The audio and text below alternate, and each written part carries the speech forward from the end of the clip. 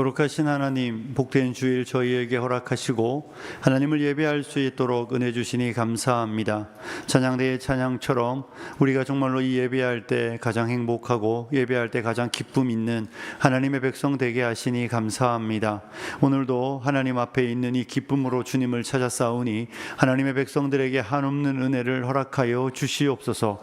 오늘도 하나님 앞에 나오며 빈손 보이지 않고 땀 흘려 수고하고 열매 맺은 것 하나님께 감사함으로 즐거움으로 예물로 드리오니 하나님, 우리가 드리는 예물을 받아 주시옵소서. 하나님의 백성들 어렵고 힘든 시절 속에서도 우리 하나님이 돌보아 주시고 간섭하여 주시고 인도하셔서 그 삶의 필요를 채우시고 공급하여 주시옵소서. 그리하여서 이 땅을 살아가는 날들 동안 먹고 마시는 문제로 고민하는 성도들 없도록 하나님 불꽃 같은 눈동자로 지켜 보호하여 주시옵소서. 오늘도 하나님, 우리가 드려진 예물 하나님 기뻐하는 일에 복되고 아름답게 사용되게 하여 주시옵소서. 하나님, 말씀을 듣습니다. 우리에게 깨닫는 은혜가 있는 복된 시간만 되게 하여 주옵소서. 하나님의 백성들을 축복하며 예수님 거룩하신 이름으로 기도드리옵나이다. 아멘. 할렐루야. 우리 옆에 계신 분하고 인사할까요? 복된 명절 되십시오.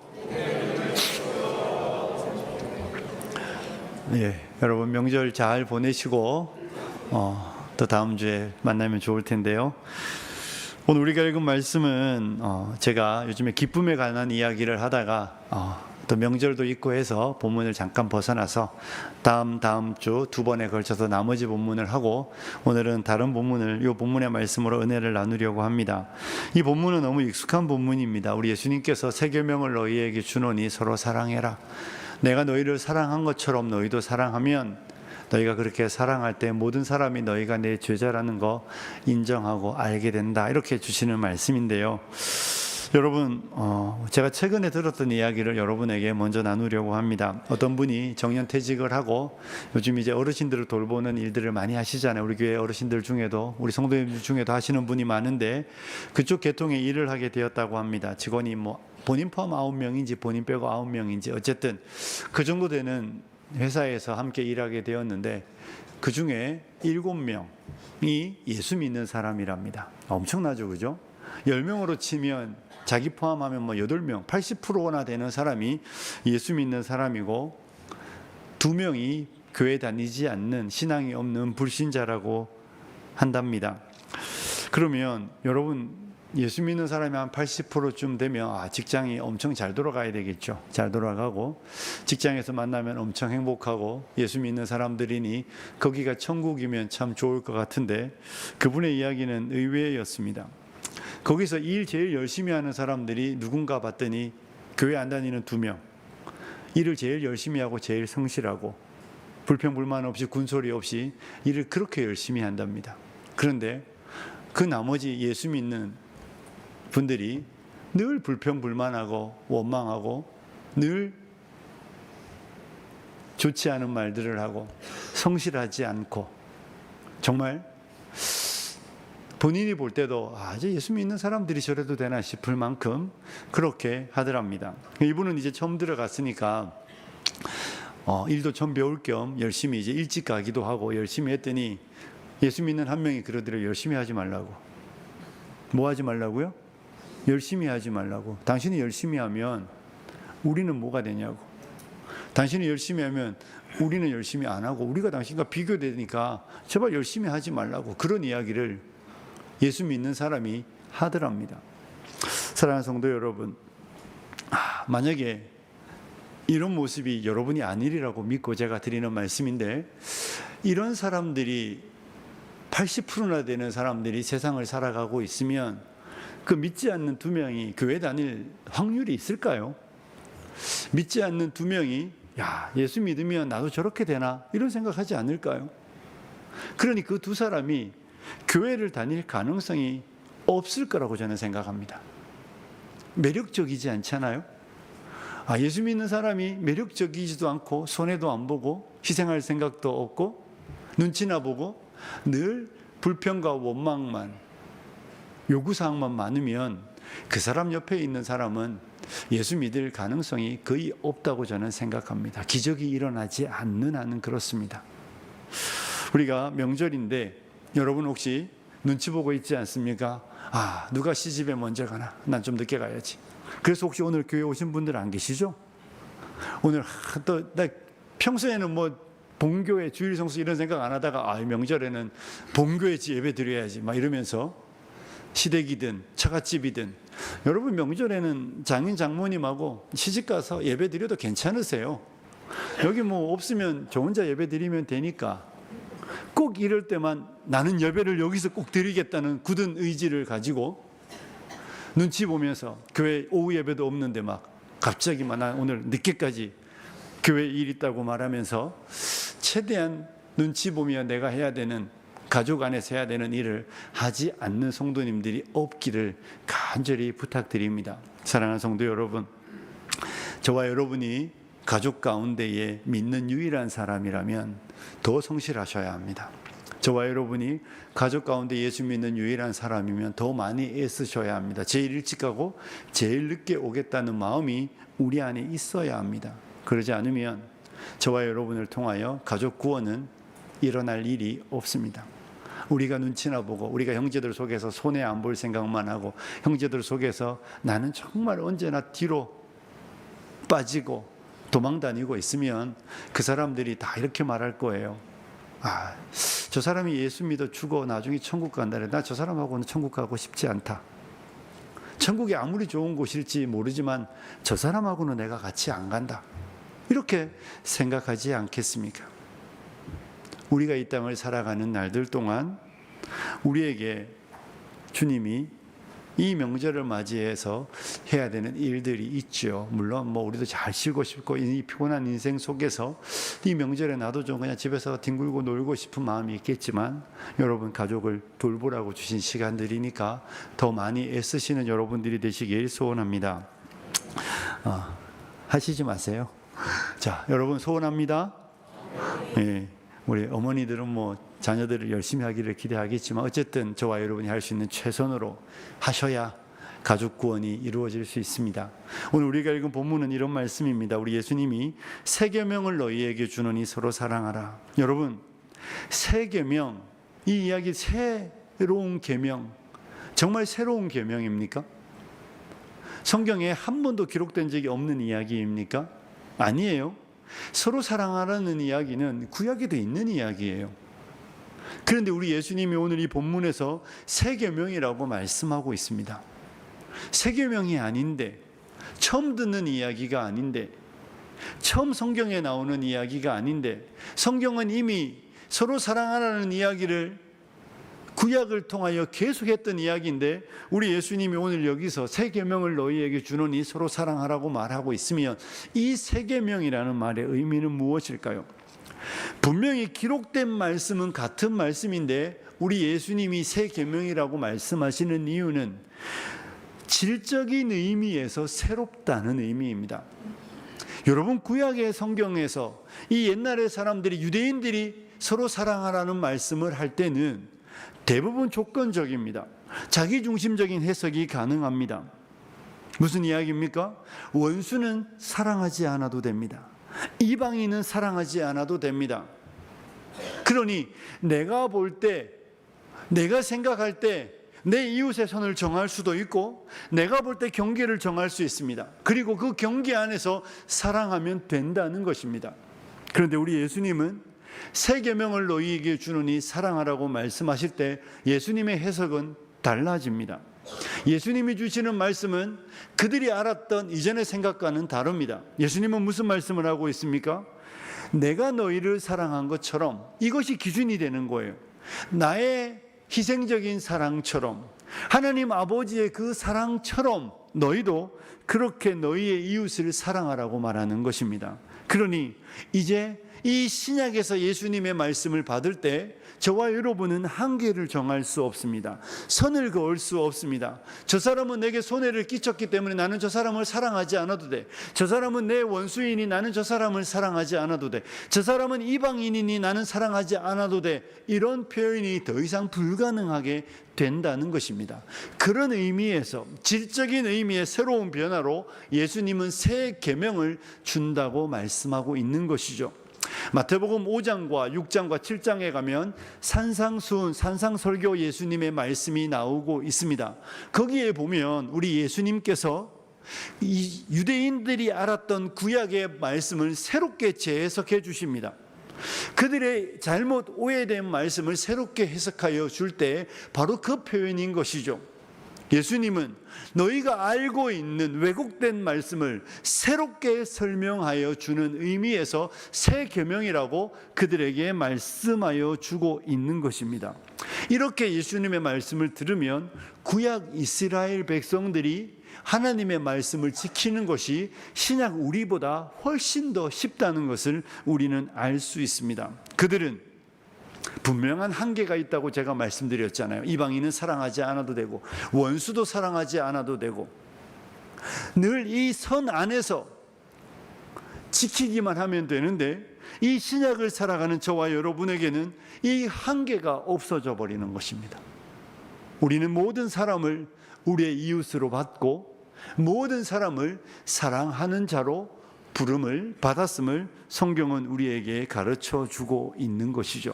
그래서 신약을 살아가는 저와 여러분은 참 수고롭고 힘든 부르심을 받았다는 것을 우리는 기억해야 합니다.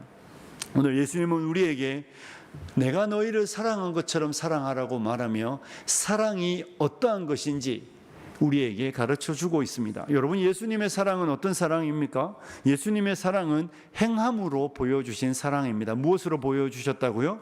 행함으로. 예수님은 그 행동으로 우리에게 사랑을 보여주셨습니다. 예수님은 입으로 가르치시기만 하시는 분이 아니셨습니다. 예수님은 친히 몸소 사랑을 실천하심으로 우리에게 사랑을 보여주셨습니다.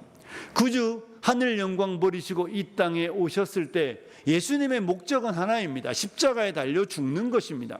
하지만 이 땅에 공생애를 사시며 예수님은 이 땅에서 살아계시는 날들 동안 우리에게 몸소 사랑을 어떻게 행해야 되는지 보여주시는, 정말 행동으로 보여주신 예수님의 사랑이셨습니다. 그래서 지독하게 배타적이고 지독하게 이기적이고 지독하게 편협한 제자들에게 어떻게 사랑을 행해야 되는지 예수님은 친히 몸소 보여주신 것을 우리는 보게 됩니다. 우리가 읽은 요한복음 13장 이 본문 앞에 1절에 보면 세상에 있는 자기 사람을 사랑하시되 끝까지 사랑하셨다는 말씀이 나옵니다. 우리 주님은 끝까지 제자들에게 사랑을 보여주셨습니다. 그리고 잡히시기 전날 밤, 십자가 지시기 전날 밤에는 친히 수건을 두르시고 무릎을 꿇으시고 제자들의 발을 닦아주시며 선생된 자가 제자의 발을 닦는 것으로 사랑을 보여주셨습니다. 수없이 많은 말씀들을 가슴에 묻으시고 십자가에 오르시며 사랑은 이렇게 하는 것이라고 친히 몸소 그 제자들에게 그 사랑을 실천하여 보여주셨습니다. 우리 주님은 사랑을 행동하는 것임을 보여주고 있다는 것을 우리는 기억해야 합니다. 그러면서 예수님의 사랑은 어떤 것입니까? 짐을 지는 사랑입니다. 무엇을 지는 것이라고요? 짐을 지는 것입니다. 사랑하는 성도 여러분, 짐을 진다는 말의 의미를 모르는 사람이 아무것도 없을 것입니다. 이웃의 짐을 지는 것입니다. 우리의 짐을 예수님이 대신 지시는 것으로 예수님은 사랑을 친히 보여주셨습니다. 우리 주님은 우리의 죄의 짐을, 우리가 지고 있는 이 수고하고 무거운 인생의 죄의 짐을 친히 우리를 대신하여 지시고 십자가에 오르셨습니다. 그래서 그분이 우리의 짐을 가져가셨기 때문에 우리는 자유를 얻게 되는 것입니다. 죄의 싹은 사망인데 주님이 우리의 죄값을 담당하셨기 때문에 우리는 죄로부터 자유함을 받은 줄로 믿습니다. 그래서 우리가 이렇게 찬송가를 부르는 것이죠. 죄짐을 지고서 고나거든 내 마음속에 주 영접하며. 그렇죠? 죄의 짐을 지고 인생의 고난 가운데 있습니까? 주 예수를 영접하라고 말합니다. 왜냐하면 예수를 영접하면 예수님이 나를 위하여 내 죄짐을 졌다는 것을 믿게 될 때에 나는 죄로부터 자유하고 내 죄짐은 주께서 대신 감당하시기 때문에 그렇습니다. 주님의 사랑은 우리를 대신하여 짐을 져주시는 사랑이었습니다. 주님은 우리의 죄의 짐만 지시는 것이 아니라 우리의 인생의 짐도 대신 져주시는 분이심을 성경은 우리에게 가르쳐 주고 있습니다. 주님은 즐겁게, 주님은 기쁨으로 자원하여 저와 여러분의 인생의 짐을 대신 져주시는 분이심을 믿으시기를 축복합니다. 그래서 시편 68편 19절에는 이런 말씀이 나오고 있습니다. 시편 68편 19절 함께 읽을까요? 시작.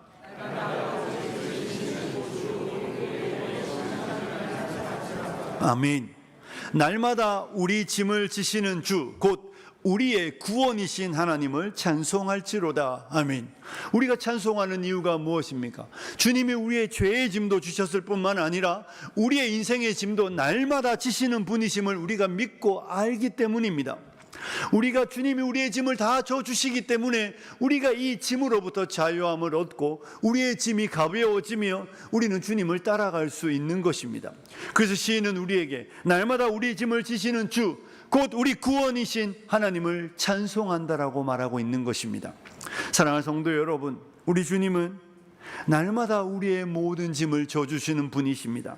우리의 죄의 짐도 져주시고 우리의 인생의 짐도 져주시는 것입니다. 우리가 아까 찬송도 불렀잖아요. 나의 모든 짐 대신 지시는 주의 영원한 팔 의지해. 그분이 우리의 짐을 지실 생각이 없다면, 그분이 우리의 인생의 짐을 져줄 마음이 없다면 우리는 평생 우리의 짐을 지고 살아가야 합니다. 그런데 우리 주님은 우리의 모든 짐을 대신 져주시는 분이시기 때문에 우리는 그분을 의지하는 줄로 믿습니다. 사랑하는 성도 여러분, 이처럼 우리 예수님의 사랑은 행동으로 보이시는 실천하는 사랑이었으며 우리의 짐을 지는 사랑이었습니다.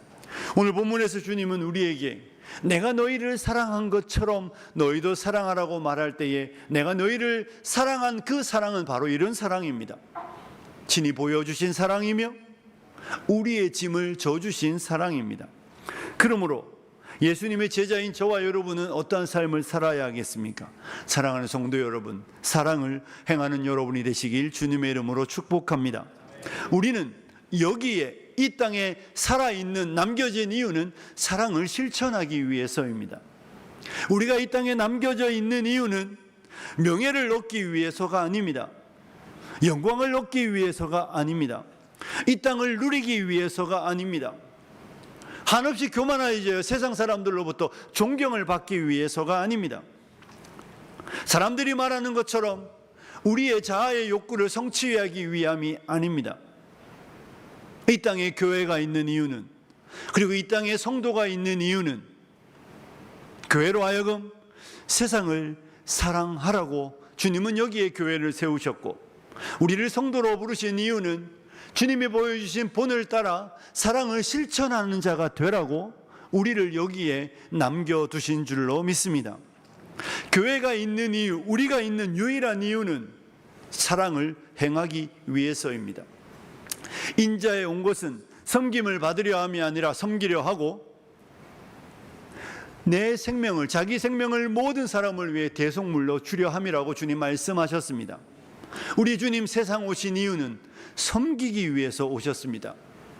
그리고 저와 여러분을 구속하여 구원하신 이유는 우리로 하여금 예수 닮은 자답게, 예수의 제자답게 섬기는 자 되라고, 다른 표현으로 사랑을 행하는 자 되라고 우리를 여기에 남겨두셨음을 믿으시기를 축복합니다.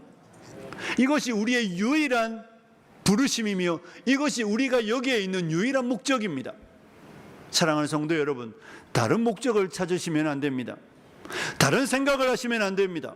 다른 것이 있을 것이라고 생각하시면 안 된다는 것입니다. 누리는 것 아직 오지 않았습니다. 영광을 얻는 것 아직 오지 않았습니다. 우리에게 여기에 있는 이유는 사랑을 실천하는 자 되라고 여기에 남겨주셨다고 성경은 우리에게 분명히 가르쳐주고 있는 것입니다. 주께서 십자가 지시기 전날 밤 제자들에게 주고 있는 말씀입니다. 새 계명을 너희에게 주노니 사랑하라. 그것이 내가 너희에게 주는 유일한 계명이라는 것입니다. 요한 사도는 요한 1서에서는 이렇게 말하고 있습니다. 요한 1서 3장 16절에서 18절에 보면 이런 구절이 나오고 있습니다. 함께 읽습니다. 16절 먼저 읽을게요. 시작.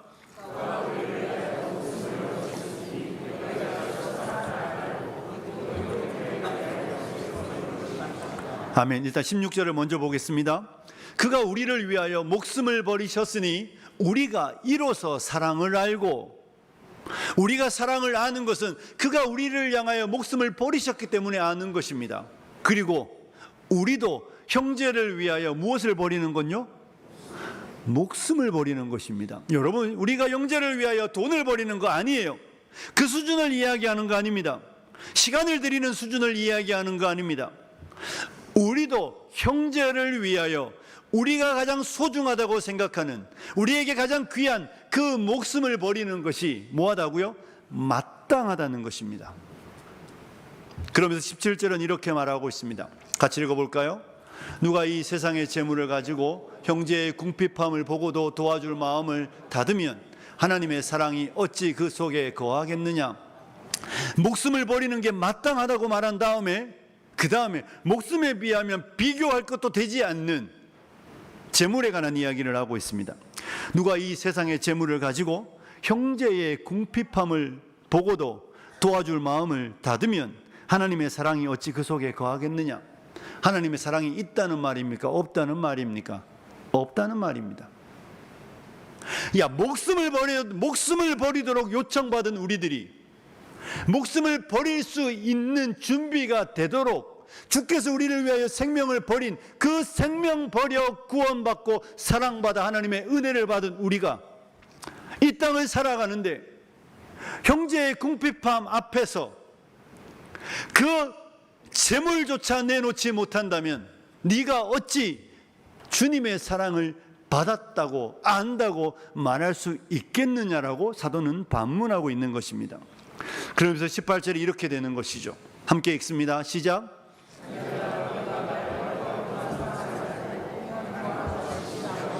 아멘. 자녀들아, 우리가 말과 혀로만 사랑하지 말고, 말과 혀로 하는 사랑은 사랑이 아닙니다. 행함과 진실함으로 하자. 행하되 끝까지 신실함을 보이는 모습으로 주님이 우리를 향하여 세상에 있는 자기 사람들을 사랑하시되 끝까지 사랑하셨던 것처럼 너희도 그렇게 사랑을 행해야 한다고 말씀하고 있는 것입니다. 사랑하는 성도 여러분, 이것이 성경이 우리에게 사랑을 실천해야 되는 삶의 모습임을 가르쳐주고 있는 가르침입니다. 제가 8월 13일이었던가요? 월요일 새벽기도 나오는데 우리 교회 그 스파크 차량은 차에 시동을 걸면 라디오가 켜져요. 그날따라 라디오를 딱 켜졌는데 라디오에서 이 노래가 나오더라고요. 심수봉 권사님의 백만송이 장미. 그리고 딱 키니까 이 부분이 나왔습니다. 미워하는 마음 없이, 이게 나오더라고요. 그죠? 이 노래 아시죠? 아낌없이 사랑을 주기만 할 때 수백만 송이 꽃은 피고 그립고 아름다운 내 별나라로 갈 수 있다니. 여러분 찬송가 같지 않습니까? 그분이 TV에 나와서 이런 이야기를 하시더라고요. 이 노래를 부르기 전에 우리에게 사랑은 그리스도의 사랑밖에 없다고. 그 사랑을 가지고 이 노래를 부르는 것이죠. 여러분, 그리고 아름다운 내 천국에 가고 싶으십니까? 그러려면 우리가 해야 되는 건 사랑을 실천하는 것이죠.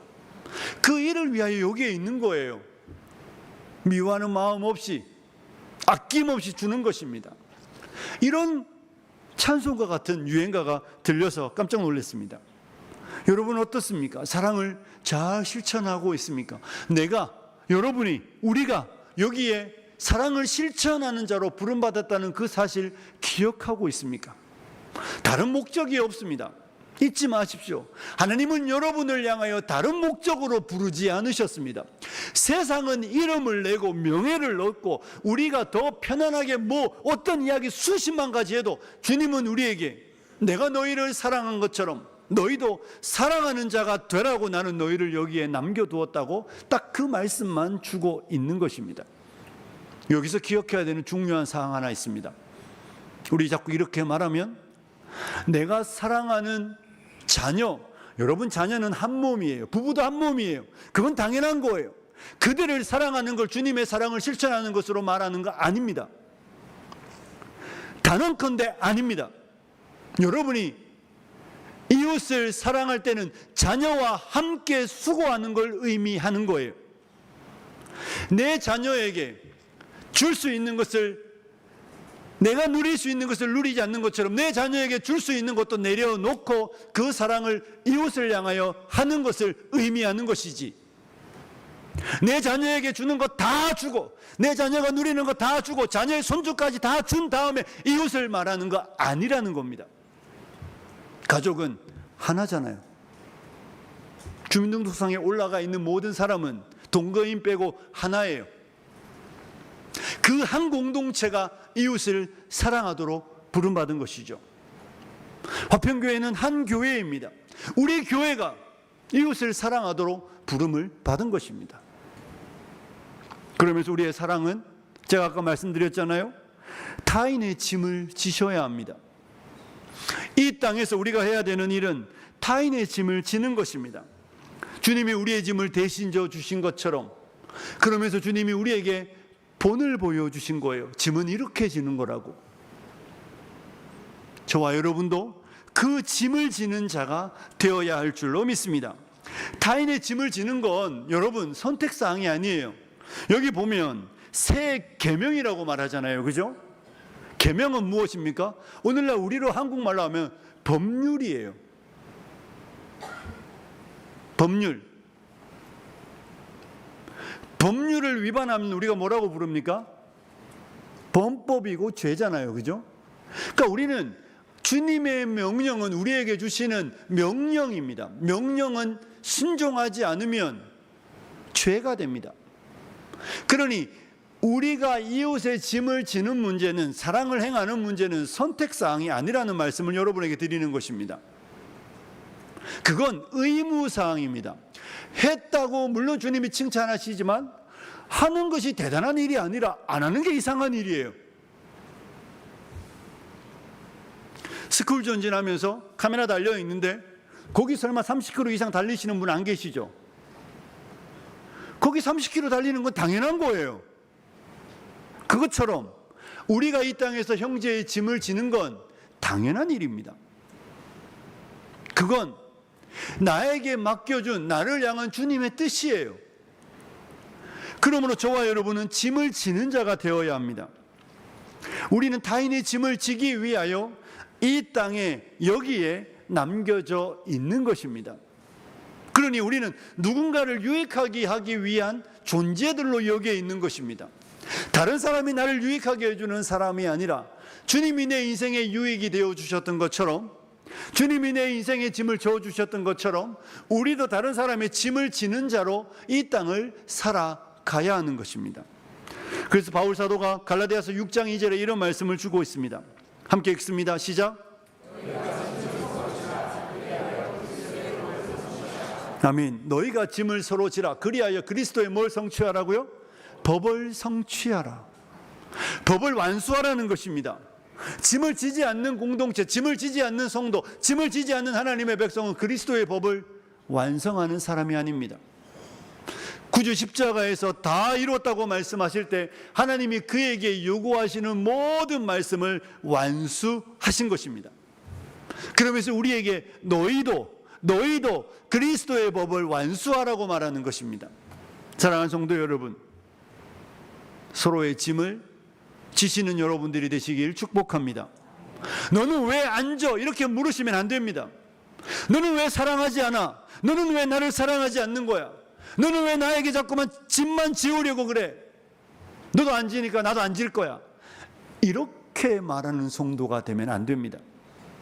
그는 지든 말든, 직장에 출근했는데 옆 사람이 일 안 한다고 여러분도 안 하실 겁니까? 직장에 일하러 가서 옆 사람이 농땡이 친다고 여러분도 농땡이 치실 겁니까? 안 그러시잖아요. 그야 지든 말든, 그 사람은 내게 의무를 행하든 말든, 그 사람은 내게 뭘 보이든 말든, 그건 여러분의 신경 쓸 바가 아니고, 나는, 여러분은, 우리는 우리의 짐만 지면 된다는 것입니다. 사랑하는 성도 여러분, 예수님의 법을 이루는 여러분들이 되시길 소원합니다. 그리고 그 방식은 너희가 짐을 서로 질 때 가능하다는 것입니다. 우리가 설교 후에 찬송가에 이런 가사가 나옵니다. 남의 짐을 지고 슬픔 위로하면 주가 상급을 주시겠네. 상급 좋아하시죠? 하나님의 나라에서 어떤 상급일지 모르지만, 하나님이 이 땅을 살아가던 천국에서 우리에게 어떤 것들을 갚아주실지 모르지만, 기대한다면 우리가 해야 되는 건 남의 짐을 지고 남의 슬픔을 위로하는 것입니다. 남의 짐을 지고 남의 슬픔을 위로하는 자에게 주가 상급을 주시는 것이지, 남의 짐을 지지 않으면, 남의 슬픔을 위로하지 않으면 하나님 우리에게 주실 상급이 없는 것이죠. 사랑하는 성도 여러분, 짐을 지는 게 영광입니다. 짐을 지는 게 영광이라는 것을 믿으시기를 축복합니다. 타인의 짐을 질 수 있는 건 얼마나 큰 은혜인지 모릅니다. 여러분, 성도는 가볍게 살아가는 거 영광 아닙니다.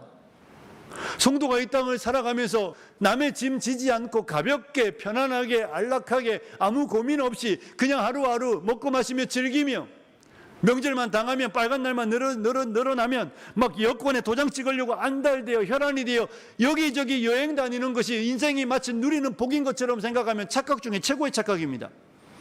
그렇다고 가지 말라는 이야기는 아닙니다. 하지만 이런 말씀 들어보셨습니까? 따라해 보십시오. 약이 양식일 수는 없다. 영양제만 드시면서 건강 관리하시는 분 안 계시죠? 밥 먹고 영양제 드시잖아요. 그것처럼 휴가는 가셔도 됩니다. 하지만 휴가가 인생의 목적일 수는 없습니다. 휴가를 가는 이유는 다른 사람을 더 잘 섬기기 위하여 나에게도 쉼을 주는 거예요. 그런데 이 일은 하나도 하지 않으면서 휴가만 생각하면, 여권에 도장 찍을 생각만 하면 10명 중에 1명이 오늘 이번 연휴에 공항 간답니다. 그것이 우리의 목적이 되고 내 인생에 짐질 생각도 없고 짐이 없는 것이 마치 복인 것처럼 생각한다면 저와 여러분은 그리스도의 나라에 밖에 있는 사람인지도 모릅니다. 사랑하는 성도 여러분, 성도의 영광은 짐을 지는 데 있고 더 큰 영광은 더 많은 짐을 질 수 있는 기회를 제공받는 것임을 믿으시기를 축복합니다. 짐 없이 사는 게 복이라는 건 세상의 이야기입니다. 저와 여러분은 짐 없이 살 때 그걸 부끄러워해야 합니다. 내가 누군가의 짐도 지지 않고 내가 누군가의 슬픔도 위로하지 않으며 나는 정말로 나의 유익과 만족만을 위하여 살아가고 있다면 그 인생보다 부끄러운 인생은 없습니다. 여러분의 인생의 모든 날들에 하나님의 나라에 기록될 아무 내용이 없는 거예요. 2024년 이상훈 목사는 아무것도 하지 않았다.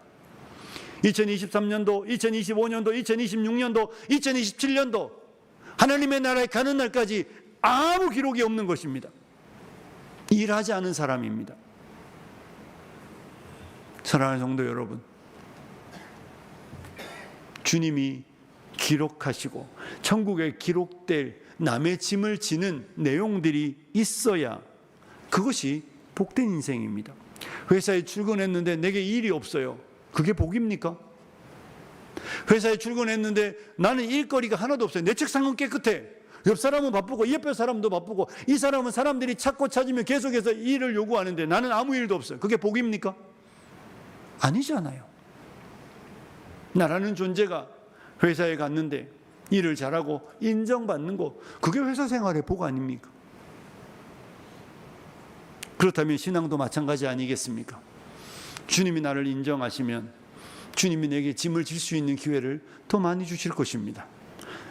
작은 일에 충성한 자에게 주님이 많은 일을 맡기지 않겠습니까?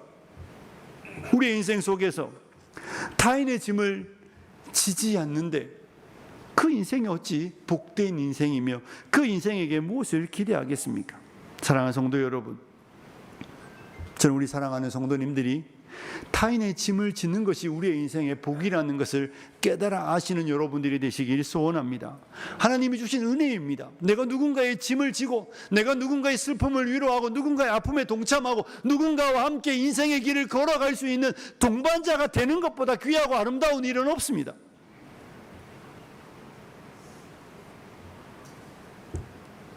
사랑하는 성도 여러분, 사랑의 계명을 실천하시는 여러분들이 되시길 축복합니다. 우리가 기억해야 되는 것은 사랑의 계명을 실천하는 자에게 하나님이 주시는 은혜입니다. 여러분, 제가 방송실에 안 드렸는데 14장 21절을 한번 보십시오. 요한복음 14장 21절. 올라 띄웠습니다. 한번 같이 읽어볼까요? 시작.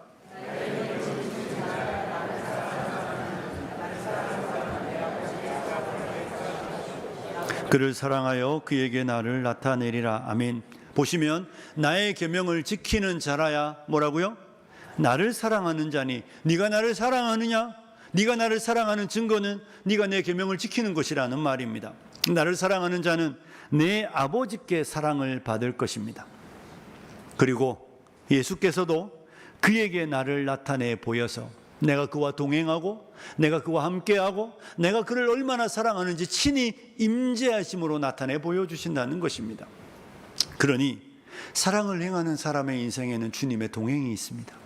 사랑하는 성도 여러분, 주님은 그에게 상급을 주십니다. 여러분 어떻습니까? 여러분의 인생에 이웃의 짐이 항상 있습니까? 여러분, 저는 우리 성도님들이 취직하더니 빨리 집 샀다, 저 이런 거 자랑이라고 생각하지 않습니다. 직장생활 하면서 정말로 30대에 막 외제차 사더라, 저는 이런 거 자랑이라고 생각하지 않습니다. 그게 왜 자랑거리가 됩니까? 더디게 집 사도 누구와 함께 아픔을 나눈 이력이 있어야 되지 않습니까? 좋은 차 못 타도 누구와 함께 아픔을 나누고 내 수입을 나누고 내 삶의 물질을 나누는 기쁨이 있어야 되지 않습니까? 아무의 짐도 누구의 짐도 지지 않고 내 인생만을 윤택하는 일들에, 집 사는 일고 차 사는 일, 여행하는 일들에 내 인생의 모든 날을 투자하고 나면 하나님 앞에 부끄러운 것밖에 없는 것입니다. 성경은 액수로 말하는 거 아닙니다. 우리 되게 치사할 때 있죠. 200만 원 받고 누구는 월급이 1000만 원인데 200만 원 받는 사람하고 1000만 원 받는 사람하고 주님의 일에 참여하는데 함께 30만 원 내면서 생생 내면 안 되잖아요. 액수가 아니라 퍼센트입니다. 나는 내 인생의 몇 퍼센트를 주님을 위해 쓰는가? 나는 내 인생에 내게 주신 수입의 몇 프로를 주님의 나라에 쓰려고 마음 쓰고 있는가? 더 쓰고 싶은 마음이 있는데 정말 쪼개도 이것밖에 안 돼서 이것밖에 못 드리는 사람하고 그냥 넘치는데 일부를 하나님 앞에 드리고 이웃에게 나누는 건 다른 이야기예요. 물론 사람들은 이 사람이 많이 냈으니까 귀하다 이렇게 말할지 모르지만 우리가 늘 성경에 하는 이야기 있지 않습니까? 과부의 두렙돈, 만고불변의 기준입니다. 사랑하는 성도 여러분, 자랑할 일이 못 된다는 거 기억하셔야 합니다. 여러분의 인생에, 우리의 인생에 이웃의 짐이 늘 내 마음에 있어야 그게 인생을 사는 의미이고 인생을 사는 가치입니다. 예수 믿는 사람은 그렇습니다. 예수님을 아는 사람은 그렇습니다. 예수님을 모르는 사람은 그게 자랑거리일 수 있습니다. 예수 안 믿는 사람은 그게 그들의 영광이고 그들의 자랑이고 그들이 세상에서 누리는 명성일지 모르지만 예수 믿는 사람은 아니에요. 할 수 있지만 하지 않고, 갈 수 있지만 가지 않고, 누릴 수 있지만 누리지 않으며 함께 아픔에 참여하는 겁니다. 설교가 좀 길어지는데 어차피 오후 예배가 없잖아요. 시댁에 빨리 안 가셔도 되니까 제가 최근에 어떤 분을 만났습니다. 그리고 함께 잠깐 이야기 나눌 일, 우리 교회 성도 아니니까 걱정하지 말고 들으십시오. 목회자 중에 한 분이셨는데 그분이 저한테 이런 이야기를 하시는 거예요. 자기는 돈을 모아서 가족들에게 이렇게 막 팍 쓰고 그때 막 보람을 느낀다고, 뭐 그렇게 살려고 사는 거 아니냐고 제가 정말 속상했습니다. 왜냐하면 거기에 5명 앉아 있었는데 3명은 그게 개척교회 목사님들이었어요. 아니, 누구는 월세도 못 내는데, 지금 누구는 월세도 못 내서 다달이 늘 고민하는데, 막 이렇게 막 모아서 가족들에게 막 이렇게 갔다 왔다는 이야기 할 때, 저게 자랑거리가 되는 겁니까, 여러분? 조용히 갔다 오면 되잖아요. 그리고 다른 데서 자랑하면 되잖아요. 더 많이 있는 사람들하고 만났을 때. 이번 달 월세도 고민하고, 애들 뭐 학원은 고사하고, 애들 뭐 사주지도 못하는데, 그런 분들 앞에서 본인이 누리는 것이 그게 자랑거리가 됩니까? 진짜 속상했습니다. 그렇다고 뭐 말은 하진 않았습니다. 여러분, 우리의 자랑은 그런 데 있지 않습니다. 여러분과 저에게 늘 고민하고 늘 고민해야 되는 것들입니다. 내가 정말 짐을 지려고 하는 마음이, 주님 내게 주신 짐들이, 주님 내게 맡겨주신 이웃들이, 주님 내게 맡겨주신 형제와 자매들이 주님의 은혜 안에 있는지, 그들의 인생에 짐은 없는지, 내가 져줘야 되는, 내가 감당해야 되는 몫은 없는지 또 생각하고 또 생각하셔야 합니다. 늘 내 시야가 나와 내 자녀와 내 손주와 여기에만 머물러 있으면 구주 십자가 지신 이유의 의미와는 너무 다른 방향성입니다. 주님 우리에게 말씀하십니다. 내가 너희를 사랑한 것처럼 너희도 내 이웃을 사랑하라고 말씀하고 있습니다. 이것이 오늘 본문이 우리에게 주고 있는 말씀입니다. 말씀을 마치며 저는 우리 화평교회 성도님들이 사랑을 실천하는 분들이 되시기를 소원합니다. 정말 우리가 이 땅을 살아가며 예수님의 제자라는 게 내 삶으로, 내가 짐을 지고 내가 사랑을 행하는 것으로 우리의 이웃들에게 증거되고 증명되는 그런 복된 인생 되어서 내 아버지께, 그렇죠, 내 아버지께 사랑받는, 그리고 주님이 늘 우리와 함께 하시며 우리에게 더 많은 섬김을, 더 많은 짐을 질 수 있도록 주님 우리에게 더 큰 은혜를 주시는, 더 큰 기회를 주시는 그런 기회를 제공받으며 이 땅을 즐거이 기쁨으로 주님과 동행해 가시는 귀하고 복된 성도님들이 되시길 주님의 이름으로 축복합니다. 기도하겠습니다. 하나님 아버지, 세 계명을 너희에게 주노니 서로 사랑하라고 말씀하셨습니다. 우리가 이 땅을 살아가며 주님의 계명을 실천하는 인생이 되게 하여 주십시오. 친히 몸소 사랑을 보여주신 예수님 본받아 우리도 그렇게 사랑하게 하시고, 우리의 짐을 져주신 주님 본받아 우리도 우리의 형제, 이웃의 짐을 지기를 기뻐하고, 때로는 부담이 되더라도 하나님 내게 감당할 수 있는 은혜 주시기를 기도하며 그 짐을 져주는 복된 인생이 되게 하여 주시옵소서. 짐 없이 가벼운 걸음 되지 않게 하시고, 짐 없이 부담 없는 걸음 되지 않게 하시고, 우리의 인생이 하나님 앞에 아무 짐도 지지 않아 어떤 기록도 남지 않는 그런 불쌍한 인생 되지 않게 하여 주시고, 우리의 인생이 짐을 져 줌으로 하나님의 나라에 많은 기록을 남기며 주님이 우리에게 칭찬하시는, 칭찬받는 주의 일꾼들 되도록 은혜 허락하여 주옵소서. 예수님과 거룩하신 이름으로 기도드리옵나이다. 아멘.